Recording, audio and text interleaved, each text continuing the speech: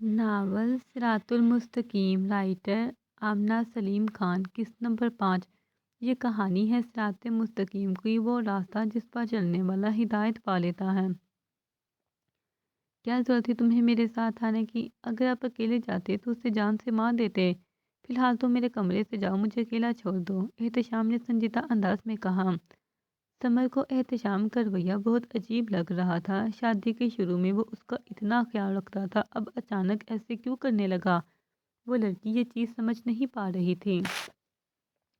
اس کی social life اس کے گھر پر اثر انداز ہو رہی تھی۔ احتشام اپنے اندر چیزیں اکٹھی کرتا جا رہا تھا۔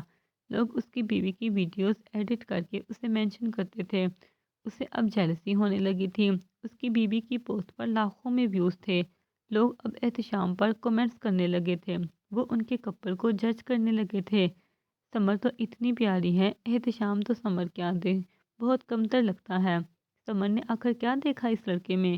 وہ شادی کی پوسٹ کی کمنٹس پڑھ رہا تھا۔ لوگ کسی کو بھی خوش نہیں دیکھ سکتے۔ سمر کمرے سے باہر آ گئی۔ سب کچھ خراب ہو رہا ہے، کیوں مجھے سکون نہیں مل رہا؟ میرے پاس سب کچھ ہے پھر بھی دل بے سکون ہے۔ سمر کرسی پر بیٹھ گئی، وہ خود سے باتیں کر رہی تھی۔ اچانک احتشام کے بابا ہال میں داخل ہوئے۔ کدھر ہے یہ پاگل لڑکا؟ وہ کافی غصے میں تھے۔ سمر نے گھبراتے ہوئے کہا، کمرے میں ہے۔ احتشام کے بابا اس کے کمرے میں آئے جو بیڈ پر لیٹا تھا۔ کیا ہوا، سب خیریت ہے؟ وہ اپنے بابا کو دیکھ کر اٹھ کر بیٹھا۔ یہ کیا کر کے آئے ہو تم؟ ہر جگہ یہ بات آگ کی طرح پھیل گئی ہے۔ تم نے کسی لڑکے کو گولی مارنے کی کوشش کی ہے۔ بابا، میرا پرسنل معاملہ ہے۔ بتاؤں تمہیں پرسنل؟ انہوں نے غصے سے بولا، ابھی پولیس آتی ہوگی۔ پوری سوشل میڈیا پر تمہاری ویڈیو وائرل ہو گئی ہے۔ اتنی بری طرح سے تم اس لڑکے کو مار کر آئے ہو۔ احتشام کے بابا نے سنجیدہ انداز میں کہا، بابا وہ لڑکا میری بیوی کو ہراس کر رہا تھا، میں نے بالکل ٹھیک کیا۔ احتشام نے نارمل انداز میں کہا، بیٹا یہ معاملات ایسے غصے سے حل نہیں ہوتے، قانون کس لیے بنائے گئے ہیں؟ بابا 4 نوٹ دے کر ان کا منہ بند کروا لوں گا، آپ فکر نہ کریں۔ احتشام نے بے فکری سے کہا، تم ٹانگ پر گولی مارنے کی کوشش کی ہے، اگر اسے سچ میں لگ جاتی؟ سمر خاموشی سے کھڑی تھی، اس کی وجہ سے اتنا سب کچھ ہو گیا تھا۔ مرا نہیں ہے وہ بغیرت، پولیس والوں کو رشوت دو گے، شرم نہیں آتی تمہیں؟ احتشام کے بابا کا خون کھول رہا تھا، ان کا بیٹا کس طرف جا رہا تھا۔ ایسا کرو، اپنی بیوی کو لو، کچھ دن کسی اور ملک چلے جاؤ، اس معاملے میں دیکھ لوں گا، جب معاملہ ٹھنڈا ہو جائے واپس آ جانا۔ ٹھیک ہے بابا۔ ہاجرہ اپنی یونیورسٹی کا کام کر رہی تھی۔ دانیہ آج اپنے گھر والوں سے ملنے جانے کے لیے تیار ہو رہی تھی۔ ریدا کی طبیعت خراب تھی۔ ہاجرہ نے محسوس کیا ریدا بہت کمزور لگ رہی تھی۔ اس کی آنکھوں کے نیچے سیاہ حلقے پڑے تھے۔ ہاجرہ اپنی اسائنمنٹ بنا رہی تھی۔ اچانک ریدا اٹھی اور بھاگ کر واش روم کی طرف گئی۔ اسے خون کی الٹی آئی، اس کی ناک سے خون بہہ رہا تھا۔ ہاجرہ گھبرا گئی، اس نے باہر سے آواز دی، سب ٹھیک ہے؟ ہاں میں ٹھیک ہوں، ریدا نے بولا۔ ریدا کو چکر آ رہے تھے۔ دانیہ اور ریدا کی آپس میں بول چال ختم ہو گئی تھی۔ وہ تیار ہو کر جا چکی تھی، اب صرف ہاجرہ کمرے میں تھی۔ وہ اپنے ناک پر بار بار پانی ڈال رہی تھی۔ تھوڑی دیر بعد خون تھم گیا، اس کے ہاتھ کانپ رہے تھے۔ وہ واش روم سے باہر آئی۔ وہ آہستہ آہستہ قدم اٹھاتی ابھی اپنے بیڈ تک آئی ہی تھی کہ زمین پر بے ہوش ہو کر گر گئی۔ ہاجرہ بھاگ کر اس کے پاس آئی۔ اس نے باہر جا کر انچارج کو آواز دی۔ انہوں نے ایمبولینس کو کال کی۔ ہاجرہ مسلسل اسے اٹھانے کی کوشش کر رہی تھی۔ ان لوگوں نے اس کے منہ پر پانی بھی ڈالا۔ تھوڑی دیر بعد ایمبولینس آئی۔ وہ لوگ اسے ہسپتال لے کر گئے۔ اس کی حالت بہت سیریس تھی۔ وہ بہت زیادہ نشہ کرتی تھی۔ آج کل کی نوجوان نسل بہت مزے سے نشہ کرتی ہے اور وہ یہ بھی نہیں سوچتے ان کا اس کی صحت پر کتنا برا اثر ہوگا۔ وہ لڑکوں کو نشہ فروخت کرتی تھی۔ کتنے لوگوں کی زندگی اس لڑکی کی وجہ سے خراب ہوئی۔ یہ مکافات عمل تھا۔ ریدا کے ڈاکٹرز نے ٹیسٹ کی، اسے پھیپھڑوں کا کینسر تھا۔ اس کی ٹریکیا ڈیمیج ہو چکی تھی۔ سگریٹ کا سب سے زیادہ اثر گردے اور ہوا کی نالیوں پر ہی ہوتا ہے۔ ہاجرہ نے ریدا کے گھر والوں کو فون کیا۔ سمر اور احتشام ترکی گھومنے آئے تھے۔ وہ ایک ہوٹل میں رہ رہے تھے۔ سمر کا موڈ بھی یہاں آ کر بہتر ہو گیا تھا۔ وہ بیڈ پر اپنا فون لے کر بیٹھی تھی۔ احتشام کافی دیر سے نوٹ کر رہا تھا۔ سمر نے منہ بنایا ہے۔ کیا ہوا؟ احتشام نے کہا، آپ نے اس دن بولا تھا اپنا انسٹاگرام اکاؤنٹ ڈیلیٹ کر دو، پر میرا دل نہیں کر رہا ہے۔ میں نے 4 سال اس اکاؤنٹ پر محنت کی ہے، اپنی کمیونٹی بنائی ہے، میرے اتنے پرسنل مومنٹ ہیں۔ اس نے رونے والی شکل بنائی تھی۔ اچھا ٹھیک ہے، نہ کرو ڈیلیٹ، بس پرائیویٹ کر لو۔ تب میں غصے میں تھا۔ سچی؟ سمر نے خوش ہوتے ہوئے کہا۔ ہاں سچی، احتشام نے مسکراتے ہوئے کہا۔ مجھے آپ کو ایک اور بات بھی بتانی ہے۔ مجھے ایک میک اپ آرٹسٹ کا میسج آیا تھا انسٹاگرام پر۔ ہمارا شادی والا شو بہت وائرل ہوا ہے، وہ میرا برائڈل شوٹ کرنا چاہتی ہیں اور اس شوٹ کے مجھے 1 لاکھ کے قریب ملے گا۔ احتشام کو سمجھ نہیں آ رہا تھا وہ اجازت دے یا نہ دے، پر 1 لاکھ کا سن کر وہ بھی مان گیا۔ آج کل کے مردوں میں بالکل بھی غیرت باقی نہیں رہی۔ پہلے زمانے کی بات ہے، عرب ممالک میں غیرت کی انتہا یہ تھی کہ ان کی عورت ایک بار جس گھوڑے پر بیٹھ جاتی تھی، پھر وہ گھوڑا کسی آدمی کو فروخت نہیں کرتے تھے، وہ اسے اپنے پاس رکھتے تھے یا مار دیتے تھے۔ اور آج کل کے مرد خود اپنی بیویوں کو سوشل میڈیا پر دکھاتے ہیں۔ میں کہتی ہوں وہ برداشت کیسے کرتے ہوں گے؟ نامحرم مرد ان کی بیوی کی پوسٹ پر کمنٹس میں اس کی تعریف کر رہی ہیں۔ ایسے مردوں پر لعنت ہے۔ اصل مرد تو وہ ہوتا ہے جو اپنی بیوی پر کسی غیر مرد کی نگاہ بھی نہ پڑنے دے، جو اپنی بیوی پر کسی مرد کی نگاہ بھی نہ پڑنے دے۔ آج کل کے مرد خود کو اوپن مائنڈ بولتے ہیں، پر میری نظر میں سب جاہل ہیں۔ آپ خود دیکھ سکتے ہیں، آج کل ٹک ٹاک پر ویڈیوز بنانے والے زیادہ تر لڑکے لڑکیوں کا تعلق یونیورسٹی سے ہوتا ہے۔ وہ یونیورسٹی کالج میں بیٹھ کر ویڈیوز بنا رہے ہوتے ہیں۔ بظاہر وہ تعلیم حاصل کر رہے ہیں، پر اتنا شعور نہیں، وہ سانگ پر ویڈیو بنا رہے ہیں جو کہ حرام ہیں۔ وہ ایک ادارے میں بیٹھ کر ادارے اور اس کے پرنسپل اور پروفیسرز کے خلاف ویڈیوز بنا رہے ہیں۔ اگر شعور اور غیرت تعلیم سے آتی تو عرب کا سب سے پڑھا لکھا شخص ابو جہل کافر نہ ہوتا، اور نہ ہی اس قدر گناہ گار لوگوں بہت فخر سے بتاتے ہیں ہم ڈاکٹر انجینئر بن رہے ہیں، پر ان کو اتنی حیا نہیں عورت کی عزت کیسے کرنی ہے۔ لوگوں کو بات کرنے کی تمیز نہیں۔ جو مرد عورت کو پردہ کرنے کا کہتا ہے وہ مرد اسے چھوٹی سوچ کا لگتا ہے۔ انسان کے کردار پر اس کی تربیت کا بہت گہرا اثر ہوتا ہے۔ والدین نے بچوں کی تربیت کرنا چھوڑ دی، وہ 2-2 3-3 سال کے بچوں کو اسکول بھیج دیتے ہیں، وہ سارا ملبہ ٹیچرز پر ڈال دیتے ہیں۔ یہ عمر وہ ہوتی ہے جس میں اسے محبت کی ضرورت ہوتی ہے۔ بچہ سیکھتا ہے۔ مائیں اپنی جان چھڑوانے کے لیے چھوٹے چھوٹے بچوں کو فون پکڑا دیتی ہیں، اس چیز سے لا علم کہ وہ کیا دیکھ رہی ہیں۔ جو وہ دیکھ رہی ہیں اس مواد کا ان کی شخصیت پر کیا اثر ہو رہا ہے۔ آپ نے دیکھا ہوگا آج کل چھوٹے چھوٹے بچوں کو کلاسز لگ جاتی ہیں، ان کو نظر کمزور ہو جاتی ہے۔ اس کی وجہ یہی ہے، بچوں کو فون نہیں، ان کے عمر کے حساب سے ان کو کھلونے لے کر دیں۔ عورت نے اپنا معیار خود گرایا ہے۔ اسلام نے عورت کو بہت عزت دی ہے۔ کچھ لڑکیوں نے تو پردے کو بھی مذاق بنا دیا ہے، وہ حجاب نقاب کر کے سانگ پر ویڈیوز بنا رہی ہوتی ہیں، اور کچھ لڑکیوں نے نیچے عبایا پہنا ہوتا ہے، اوپر بال کھولے ہوتے ہیں، چھوٹا سا ریشمی دوپٹہ لیا ہوتا ہے، ان کے بال دوپٹے سے باہر آ رہے ہوتے ہیں۔ کیا یہ پردہ ہے؟ پردہ کرنے کا مطلب ہی یہی ہے، آپ لوگ نامحرم کی نظروں سے محفوظ رہیں، کوئی مرد آپ کی طرف مائل نہ ہو۔ آپ پردہ کر کے انسٹاگرام پر ریل بنا رہی ہیں، نہ جانے کتنے آدمی آپ کو دیکھ رہی ہوتے ہیں، اور تو اور آنکھوں میں لینس مسکارا اور لائنر لگا کر سانگ پر ریل پوسٹ کرتی ہیں۔ آپ لوگ کس کو پاگل بنا رہی ہیں؟ خود کو، اللہ کو، یا دیکھنے والوں کو؟ آدمی ان کی ویڈیوز کے نیچے کمنٹس کر رہے ہوتے ہیں، ماشاءاللہ اسلام کی شہزادیاں، اسلام کی شہزادیاں ایسی نہیں ہوتی۔ عورت میں سب سے اہم چیز حیا ہوتی ہے، اور جب تم میں حیا نہ ہو پھر تم جو چاہے مرضی کرو۔ حیا عورت کا زیور ہے، خالی عبایا پہن لینا کافی نہیں، آنکھ میں بھی حیا ہونی چاہیے۔ افسوس، عورت کیا تھی اور کیا بن گئی۔ اس مغربی تہذیب نے عورت کو اسٹیج پر گانا گانے کی اجازت دے دی، جبکہ اللہ نے اسے اذان اور اقامت کہنے سے روک دیا تاکہ اس کی آواز کی نرمی اور عفت کو محفوظ رکھا جا سکے۔ کافروں نے اسے اسٹیج پر اداکاری کرنے کی اجازت دے دی، جبکہ اللہ نے ان پر جمعہ کی نماز یا باجماعت نماز بھی فرض نہیں کی تاکہ عزت کو محفوظ رکھا جا سکے۔ انہیں لمبے سفروں اور تقریبات پر بغیر محافظ کے باہر نکالا، جبکہ اللہ تعالیٰ نے عورت کی عفت عصمت کو برقرار رکھنے کے لیے عورت سے اسلام کے ارکان میں سے ایک رکن حج کو تب تک ساقط کر دیا جب تک عورت کا کوئی محرم اس کے ساتھ موجود نہ ہو۔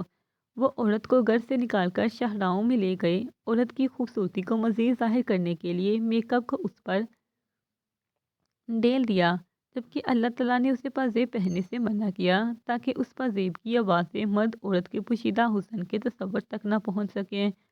وہ عورت کو کھیل دیکھنے اور کھلاڑیوں کی حوصلہ افزائی کے لیے اسٹیڈیم میں لے گئے۔ اللہ نے عورت کو دین کی حمایت، جہاد کے لیے بھی نکلنے سے منع کیا تاکہ اس کی نسوانیت اور عفت کو محفوظ رکھا جا سکے۔ بے شرموں نے عورت کو اولمپکس اور مقابلوں کا چیمپئن بنایا، جبکہ اللہ تعالیٰ نے اسے صفا اور مروہ کے درمیان دوڑنے سے روک دیا تاکہ عصمت وحی کو محفوظ رکھا جا سکے۔ اہل مغرب کے وحشی درندے عورت کی آوازی بالکل بھی نہیں چاہتے، بلکہ وہ عورت تک پہنچنے کی آزادی چاہتے ہیں۔ القرآن سورۃ نمبر 4 نساء آیت نمبر 27۔ ترجمہ: اور اللہ چاہتا ہے کہ تم پر مہربانی فرمائے، اور جو لوگ خواہشات کی پیروی کرتے ہیں وہ چاہتے ہیں کہ تم سیدھے راستے سے ہٹ جاؤ، اور بہت بڑا ہٹ جانا۔ اے ہمارے رب، ہم تجھ سے ہماری عورتوں اور تمام مسلم خواتین کے لیے پردہ اور عفت و حفاظت کی درخواست کرتے ہیں۔ سمر اپنے شوہر کے ساتھ واپس پاکستان آ گئی تھی۔ وہ لوگ جہاں گھومنے گئے تھے، سمر نے بہت ساری ویڈیوز اپنے فون میں ریکارڈ کروائی۔ احتشام بیڈ پر بیٹھا لیپ ٹاپ پر اپنے آفس کا کوئی کام کر رہا تھا۔ احتشام: میرے فلاورز مجھے ڈی ایم کر رہے ہیں، میں نے ایسے اچانک اکاؤنٹ کیوں پرائیویٹ کر دیا؟ ہر کوئی اس کی وجہ جاننا چاہتا ہے، اور کچھ لوگ میری فرینڈز پوچھ رہی ہیں کہ میں ابھی تک ہنی مون پر نہیں گئی، تو بتا دو تم ترکی گئی ہو۔ احتشام نے نارمل انداز میں کہا، نہیں، وہ ایسے میرا یقین نہیں کریں گی۔ سمر نے منہ بناتے ہوئے کہا، یار تم کیوں لوگوں کی اتنی پرواہ کرتی ہو؟ نہیں کرتی، یقین تو نہ کریں۔ احتشام نے نارمل انداز میں کہا۔ احتشام: کیا مجھے میرے ایسے اچانک اکاؤنٹ پرائیویٹ کروانے کی وجہ بتائیں گے؟ سمر نے سنجیدہ انداز میں پوچھا۔ احتشام تھوڑی دیر خاموشی سے اس کے چہرے کی طرف دیکھتا رہا، پھر وجہ بتا دی۔ لوگ تمہاری پوسٹ پر بہت غلط اور بیہودہ کمنٹس کرتے ہیں، احتشام نے سنجیدہ انداز میں کہا۔ اف اللہ، احتشام میں ایسے لوگوں کو سیریس نہیں لیتی، اور میری زیادہ تر فالوورز تو لڑکیاں ہیں، سمر نے نارمل انداز میں کہا۔ جو بھی ہے، مجھے پسند نہیں، احتشام نے دو ٹوک انداز میں کہا۔ احتشام: ہم ایسا کرتے ہیں کہ میں اپنی پوسٹ کا کمنٹ سیکشن آف کر دیتی ہوں، پلیز مجھے اکاؤنٹ پبلک کرنے دیں، پھر تو آپ کو کوئی مسئلہ نہیں ہوگا، سمر نے سنجیدہ انداز میں پوچھا۔ احتشام وقتی طور پر سمر سے ناراض ہو کر وہاں سے اٹھ کر چلا گیا، پر کچھ دن بعد ان کی صلح ہو گئی۔ آخر تھا تو مرد ہی کتنی ہی دیر ناراض رہتا، ہر مرد کی طرح اسے بھی اپنی بیوی کی ضرورت تھی، وہ زیادہ دن ناراض نہ رہ سکا اور اکاؤنٹ پبلک کرنے کی بھی اجازت دے دی۔ اس کی نیت یہی تھی کہ ان سب چیزوں کی وجہ سے ان کی میل لائف ڈسٹرب نہیں ہو۔ سمر کی یہی تو اس کی سب سے بڑی غلطی تھی، وہ آخر کیوں نہیں سمجھ رہی تھی کہ ان سب چیزوں کا اس کی زندگی میں غلط اثر ہو رہا ہے۔ سمر نے ہر ایک جگہ کی تصاویر اور ویڈیوز انسٹاگرام پر پوسٹ کی، پر اس دفعہ اس کا کمنٹ سیکشن آف تھا۔ احتشام نے اسی شرط پر اسے اکاؤنٹ پبلک کرنے کی اجازت دی تھی۔ لڑکیاں حسرت اور رشک سے اس کو دیکھ رہی تھی، بے شمار لائکس اس کی ویڈیوز پر آئے۔ احتشام اپنے آفس میں تھا، اسے کسی نمبر سے کال آئی۔ سمر نے آج اپنے گھر پارٹی رکھی تھی، اس نے اپنی سب کلاس فیلوز کو اپنا گھر دکھانے کے لیے پارٹی دی تھی، وہ سب مل کر بہت انجوائے کر رہی تھی۔ احتشام کی بہن نے سمر کو کال کی، بھابھی میں پڑھ رہی ہوں، میوزک کی آواز تھوڑی آہستہ کر دے۔ سمر نے اسے بولا، اچھا کر دیتی ہوں، اور آواز اور تیز کر دی۔ وہ آج کافی ٹائم بعد اپنی دوستوں سے مل رہی تھی۔ احتشام نے کال اٹھائی، کون؟ زبیر بول رہا ہوں، اپنی بیوی کے کارنامے دیکھو، واٹس ایپ پر بھیج رہا ہوں۔ جیسے ہی احتشام نے واٹس ایپ اوپن کی تو اس کی آنکھیں غصے سے سرخ ہوئیں۔ یہ سمر کے احتشام کی شادی سے پہلے کے وائس میسیج تھے جو اس نے زبیر کو بھیجے تھے، تب وہ زبیر کی حقیقت سے واقف نہیں تھی اور محبت بھی کرتی تھی۔ وائس میسیج یہ تھا کہ زبیر، میں تم سے بہت محبت کرتی ہوں، تمہارے بغیر نہیں رہ سکتی، زبیر پلیز مجھ سے نکاح کر لو، زبیر میری ہر انسٹاگرام ریل تمہارے لیے ہوتی ہے، آج والی ریل میں کیسی لگ رہی تھی؟ سمر کے وہم و گمان میں بھی نہیں تھا کہ زبیر اس کے وائس میسیج ریکارڈ کر کے اپنے پاس رکھتے ہیں۔ وائس میسیج تو آئے نہیں ہوتے نا، اس طرح کے میسیج تھے، اور زبیر کے ساتھ کالے یونیفارم میں کچھ پکس تھی۔ زبیر اور سمر دونوں کالے یونیفارم میں تھے، اور یہ تصویریں کہیں سے بھی ایڈٹ نہیں لگ رہی تھی۔ احتشام کی آنکھیں غصے سے لال ہو رہی تھی، اس نے سمر کے فون پر کال کی، پارٹی کے شور کی وجہ سے اسے پتہ نہیں چلا۔ تھوڑی دیر بعد آئزہ نے احتشام کو کال کر دی، بھائی میرا کل پیپر ہے، بھابھی گھر میں پارٹی کر رہی ہیں۔ احتشام کو اور غصہ آیا، کیونکہ سمر اسے بتائے بغیر اس کی اجازت کے بغیر پارٹی کر رہی تھی۔ وہ آفس سے باہر آیا، اپنی کار میں بیٹھا، اس کا دماغ خراب ہو رہا تھا، اسے بس ایک ہی چیز سے نفرت تھی، اور وہ تھا جھوٹ۔ سمر نے اس سے جھوٹ بولا کہ وہ لڑکا اس کے پیچھے پڑا ہے، جبکہ وہ خود بھی اس کے ساتھ محبت کے دعوے کرتی رہی تھی۔ احتشام کی آنکھوں کے سامنے بار بار وہ تصویر آ رہی تھی جس میں وہ دونوں ایک دوسرے کے قریب کھڑے تھے۔ زبیر نے سمر کا ہاتھ پکڑا تھا، اس کی آنکھیں غصے سے سرخ ہو رہی تھی، وہ بہت فاسٹ ڈرائیونگ کر رہا تھا۔ وہ گھر آیا، اس کی کچھ دوست چلی گئی تھی، کچھ ابھی بھی وہاں تھی جو سمر کے ساتھ ریل بنا رہی تھی۔ احتشام اندر داخل ہوا، میوزک ابھی بھی چل رہا تھا۔ نکلو ادھر سے سب، احتشام نے غصے سے بھرپور اونچی آواز میں کہا۔ سمر احتشام کو دیکھ کر ڈر گئی۔ احتشام آپ یہاں؟ آپ تو رات کو آنے والے تھے نا؟ سمر نے گھبراتے ہوئے کہا۔ وہ سب حیرت سے کھڑی، کبھی سمر کو دیکھتی تو کبھی اس کے شوہر کو۔ تم سب کو سمجھ نہیں میری آئی بات؟ احتشام نے سرد لہجے میں کہا۔ اس کی آواز انتہائی اونچی تھی۔ احتشام نے میوزک اسپیکر کو زور سے ٹانگ ماری۔ نکلو میرے گھر سے سب، گیٹ آؤٹ۔ سمر نے تقریباً 20 کے قریب گرلز کو بلایا تھا۔ سمر، تم نے ہماری انسلٹ کرنے کے لیے ہمیں بلایا تھا؟ کتنا بدتمیز شوہر ہے تمہارا۔ کچھ لڑکیاں چپکے سے ویڈیوز بنا رہی تھیں۔ ریلز میں تو بہت اچھا بنتا ہے، بات کرنے کی بھی تمیز نہیں۔ تم تو اتنی تعریفیں کرتی تھی، مطلب تم ہم سے جھوٹ بولتی تھی۔ نہیں نور، ایسا نہیں ہے، سمر نے گھبراتے ہوئے کہا۔ تم لوگ جا رہی ہو کہ میں دھکے مار کے نکالوں؟ احتشام غصے سے سمر کی طرف بڑھا۔ اس نے سمر کا بازو زور سے پکڑا۔ چلو میرے ساتھ، رحمان بابا، نوکر، ان سب کو یہاں سے دفع کر کے جلدی سے یہ گھر صاف کریں۔ جو حکم صاحب۔ وہ سب غصے سے باہر چلی گئی۔ احتشام سمر کو کھینچتے ہوئے کمرے میں لے کر آیا۔ احتشام، چھوڑے میرا بازو، مجھے درد ہو رہا ہے۔ مجھے ابھی اور اسی وقت سچ بتاؤ، تمہارا اور زبیر کا کیا تعلق ہے؟ کیا تم اسے پسند کرتی تھی؟ احتشام نے سخت لہجے میں کہا۔ نہیں احتشام، وہ مجھے ہراس۔ اس نے ایک بار پھر جھوٹ بولا۔ ابھی الفاظ اس کے منہ میں ہی تھے۔ چٹاک، احتشام نے اس کے منہ پر تھپڑ مارا۔ جھوٹی عورت۔ اس نے اپنے فون سے وائس میسج نکال کر اسے سنائے۔ یہ بھی فیک ہے، بولو گھٹیا عورت، یہ بھی بول دو اے آئی ہے۔ اب سمجھ آئی تم روز ریل کیوں پوسٹ کرتی ہو؟ تاکہ عاشق تمہارا دیدار کرتا رہے۔ احتشام مزید بدگمان ہو گیا تھا اور اس کے منہ میں جو آ رہا تھا وہ کہتا جا رہا تھا۔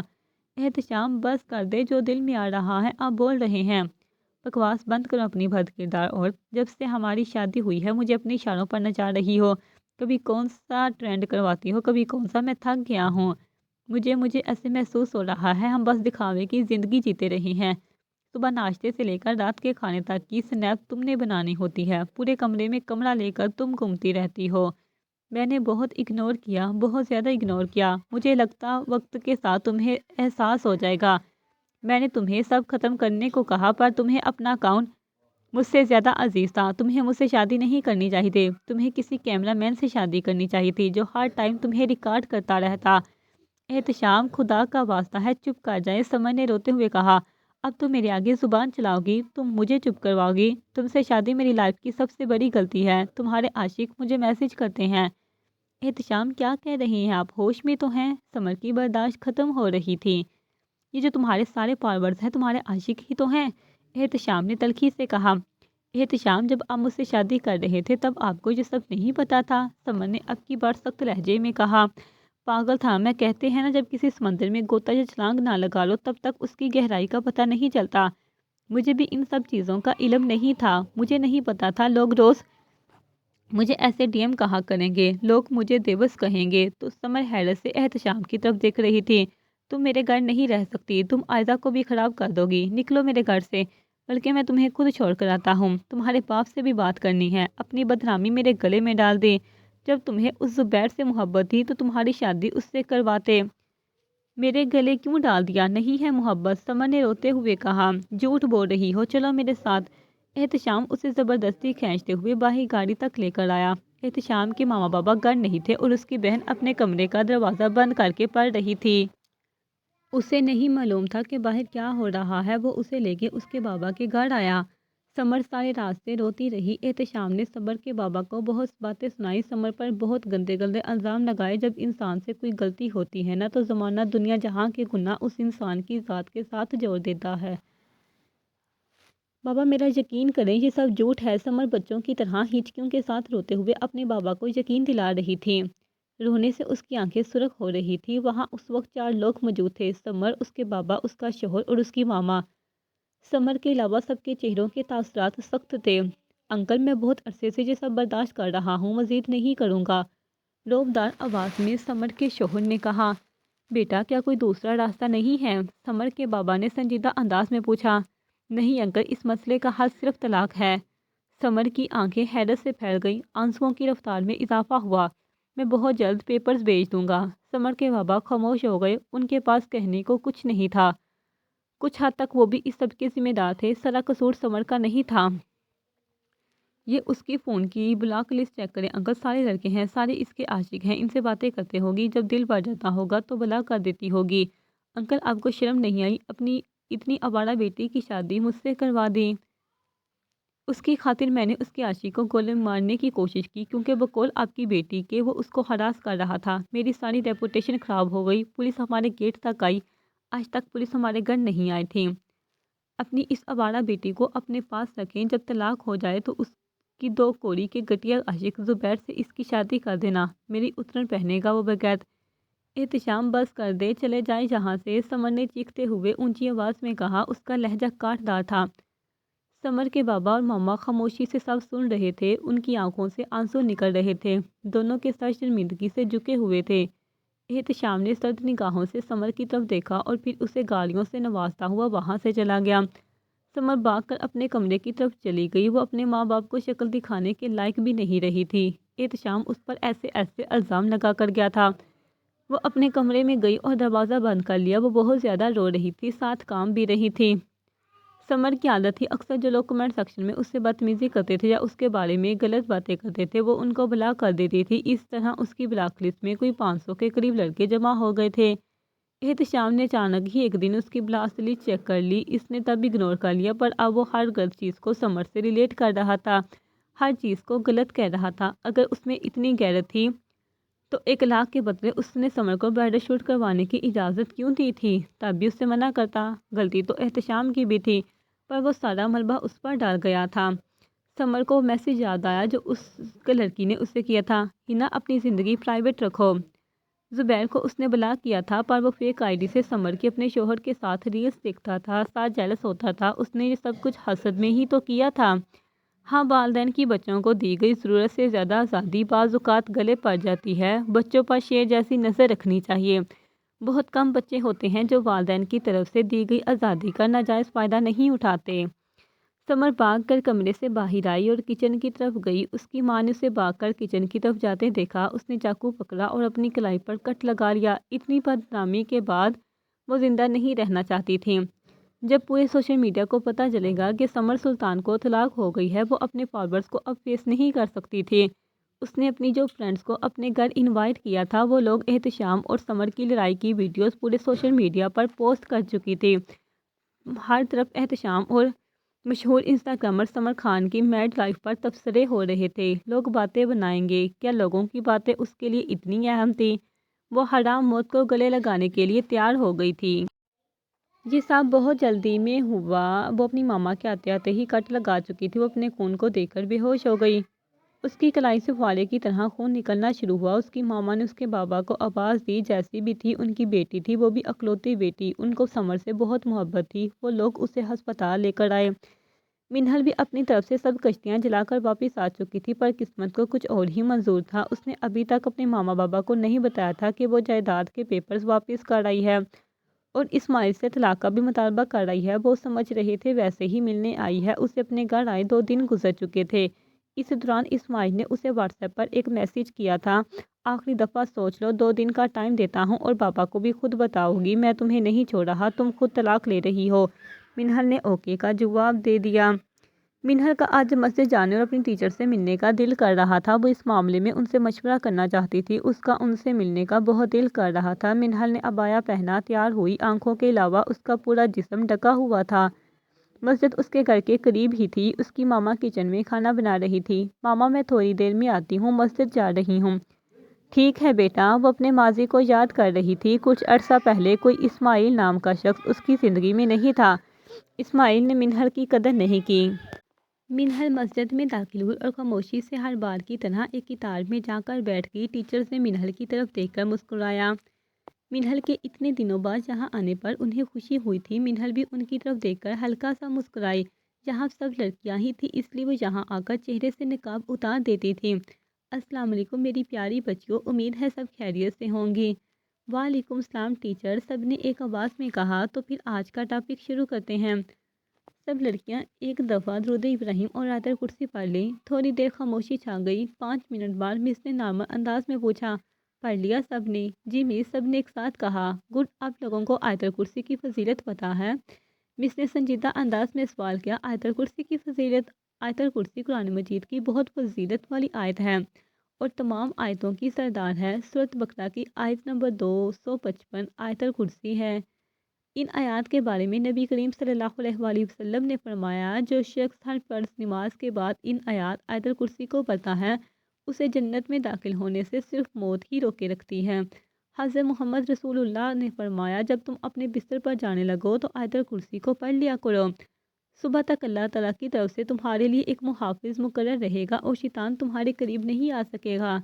آیت الکرسی میں اللہ تعالیٰ کی وحدانیت یعنی کہ اس کے یکتا ہونے کو بیان کیا گیا ہے۔ اس آیت میں اللہ تعالیٰ کی قدرت اور صفات کا بھی بیان ہے، وہ ہر چیز پر دسترس رکھتا ہے۔ اب یہ تو ہوگی دینی تعلیم، اب تھوڑی سی دنیاوی تعلیم کی طرف آتے ہیں۔ ویسے تو میں جانتی ہوں یہاں جو سب لڑکیاں ماشاءاللہ بہت نیک اور اچھی ہیں، پھر بھی میں ایک دفعہ اس ٹاپک کو ڈسکس کرنا چاہتی ہوں۔ ایک اچھی لڑکی اور ایک اچھی بیوی کی خوبیاں۔ ایک اچھی لڑکی اور ایک اچھی بیوی تو مختلف ٹاپک ہیں۔ ایک اچھی لڑکی ہی ایک اچھی بیوی، ماں، بہن، بیٹی، بہو بن سکتی ہے۔ اچھی لڑکیاں نامحرم کو دوست نہیں بناتی، وہ نامحرم سے نرم لہجے میں بات نہیں کرتی اور جب اپنے گھر سے باہر نکلتی ہیں حیا کی چادر پہن کر نکلتی ہیں۔ حیا کی چادر پہن کر نکلتی ہیں۔ اب سوال یہ ہے کہ حیا کی چادر کیا ہوتی ہے؟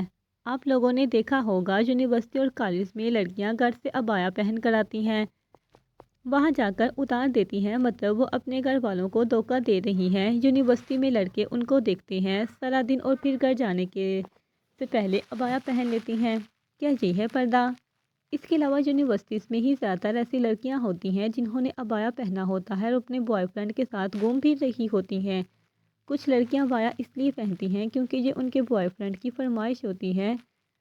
کچھ دن پہلے میں ایک ویڈیو دیکھ رہی تھی جس میں لڑکی کہتی ہے، میرے بوائے فرینڈ کو عبایا پسند ہے، میں عبایا پہنا کروں گی۔ مطلب وہ اللہ کو خوش کرنے کے لیے عبایا نہیں پہن سکتی تھی۔ پردہ، عبایا، یہ سب ہم لڑکیاں اللہ تعالیٰ کو راضی کرنے کے لیے کرتی ہیں۔ وہ ایک نامحرم شخص کو خوش کرنے کے لیے پردہ کر رہی ہے۔ یہ چادر حیا کی چادر نہیں۔ اچھی لڑکیاں اپنی ماں باپ کی عزت کا خیال رکھتی ہیں اور اپنی عزت کا بھی ان کی عزت کے پاس ان کے پاس مستقبل کے شوہر کی مانند ہوتی ہے، اس لیے اس کی حفاظت بہت ضروری ہے۔ اچھی لڑکیاں پردہ کرتی ہیں، سوشل میڈیا پر اپنی نمائش نہیں کرتی۔ اچھی لڑکیوں سے اگر کوئی غلطی ہو جائے احساس ہونے پر فوراً توبہ کرتی ہیں۔ اچھی لڑکیاں صرف لڑکیوں کو دوست بناتی ہیں، نماز پڑھتی ہیں، خود کو صاف ستھرا رکھتی ہیں۔ طہارت اور پاکیزگی بہت ضروری ہے، ویسے بھی صفائی نصف ایمان ہے۔ نکاح سے پہلے محبت نہیں کرتی کیونکہ نکاح سے پہلے کی محبت پر فریب ہوتی ہے، گمراہی کا ذریعہ ہوتی ہے۔ قرآن پڑھتی ہیں، بڑوں کا احترام کرتی ہیں، کسی نامحرم کی ویڈیو یا پوسٹ پر جا کر لائک یا کومنٹس نہیں کرتی، وغیرہ وغیرہ۔ واؤ، نائس، ہینڈسم۔ اصل میں شیطان نامحرم کو حسین بنا کر دکھاتا ہے۔ جب آپ کو کسی نامحرم سے اٹریکشن ہو تو تعوذ تسمیہ پڑھ لینا چاہیے۔ اب آتے ہیں اچھی بیوی کی طرف۔ جس طرح یہ ساری خوبیاں ہوں گی جو میں نے پہلے بیان کی ہیں، وہ خود بخود ایک اچھی بیوی بن جائے گی۔ اچھی بیویاں اپنے شوہر کی عزت کرتی ہیں اور ان کے سامنے اونچی آواز میں بات نہیں کرتی۔ باقی جو لڑکی اسلام کے قریب ہوگی اسے خود ہی سب معلوم ہوگا کہ وہ اپنی ازواجی زندگی کو کیسے خوبصورت بنا سکتی ہے۔ قرآن میں سب سے زائد آیات جس رشتے کے بارے ہیں وہ ہے میاں بیوی کا رشتہ۔ امید ہے اب سب کو آج کا ٹاپک پسند آیا ہوگا۔ آج کے ٹاپک کا اختتام کرتے ہیں۔ لڑکیاں قطار کی صورت میں وہاں سے اٹھ کر آہستہ آہستہ جانا شروع ہو گئیں۔ منہل اٹھ کر ٹیچر کے پاس آئی، مجھے آپ سے کچھ بات کرنی ہے، آ جاؤ میرے پیچھے۔ ٹیچر کا نام نہال تھا۔ نہال اسے اپنے پیچھے ایک کمرے میں لے کر آئی۔ یہ کمرہ بھی مسجد کا حصہ تھا۔ یہ چھوٹا سا کمرہ تھا، اس میں مختلف اسلامی کتابیں پڑھی تھی اور درمیان میں ایک شیشے کی ٹیبل پڑی تھی۔ اس کے ارد گرد 2 سیاہ کرسیاں پڑی تھیں۔ نہال کرسی پر بیٹھی اور منہل کو بھی بیٹھنے کا اشارہ کیا۔ اس کمرے کے فرش پر بھی قالین بچھا تھا۔ کیا بات کرنی تھی آپ کو؟ مس نہال نے سنجیدہ انداز میں پوچھا۔ 10 دن پہلے میرا نکاح ہوا ہے، 1 ہفتہ میں اپنے شوہر کے گھر رہی ہوں اور 3 دن مجھے وہاں سے واپس آئے ہو چکے ہیں۔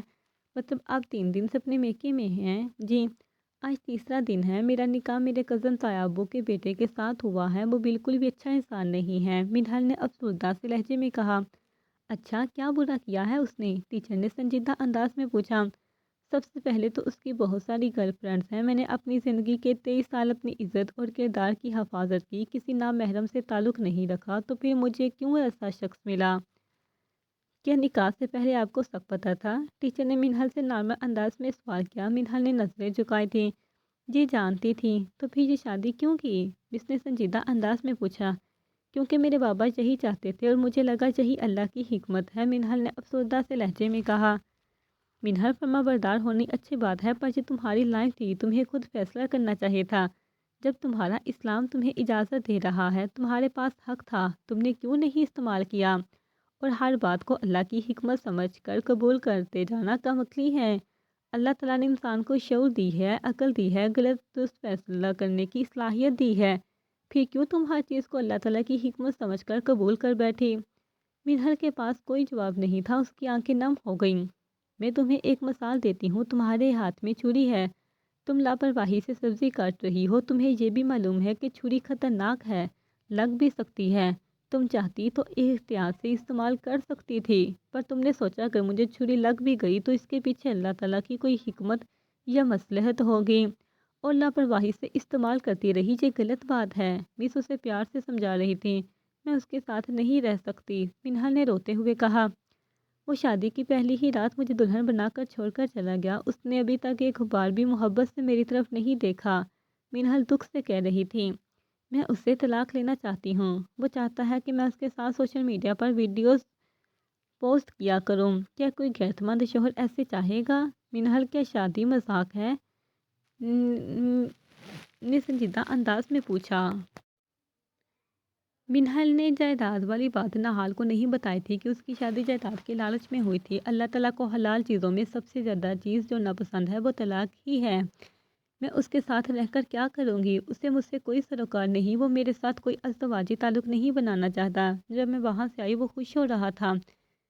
منہل، اللہ تعالیٰ پر بھروسہ رکھو، سب ٹھیک ہو جائے گا، اس کے لیے ہدایت کی دعا کرو، اسے سمجھانے کی کوشش کرو، ممکن ناممکن ہماری سوچ ہے، اللہ تعالیٰ کے لیے کچھ بھی کرنا ناممکن نہیں۔ وہ اسماعیل کے دل میں تمہارے لیے محبت ڈال دے گا، تمہیں اسے پردے کی اہمیت کے بارے میں بتاؤ، کیا معلوم وہ سمجھ جائے۔ پر اس کا کردار، منہل نے تھکے ہوئے انداز میں کہا، کیا اس نے زنا کیا ہے؟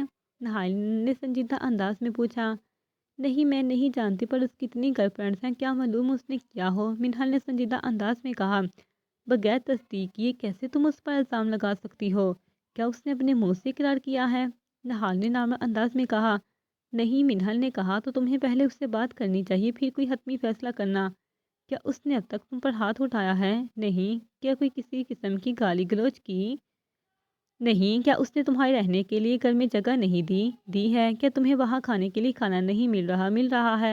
تو پھر تم کیا چاہتی ہو سکتا ہے کل کو وہ خود کو بدل لے، وہ سیدھے راستے پر آ جائے، گناہ کا راستہ چھوڑ دے۔ کوئی بھی انسان مکمل پرفیکٹ نہیں ہوتا، تم اپنے رویے سے بدل سکتی ہو، کوشش تو کر کے دیکھو۔